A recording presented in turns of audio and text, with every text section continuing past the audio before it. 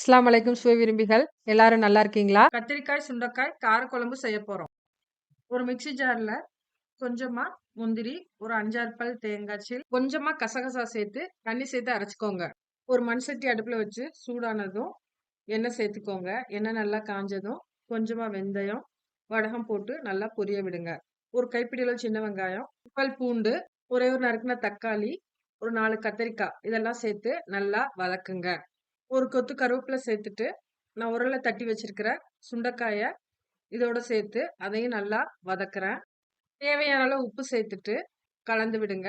பிறகு 2 table spoon குழம்பு மிளகாய் தூள் சேர்த்து எல்லாத்தையும் நல்லா வதக்குங்க. புளி தண்ணிய கரைச்சு இதுல சேர்த்துக்கோங்க. குழம்பு நல்லா கொதிச்ச பிறகு நம்ம மிக்ஸி ஜார்ல அரைச்சு வச்சிருக்க விழுதையும் சேர்த்து நல்லா கொதிக்க விடுங்க.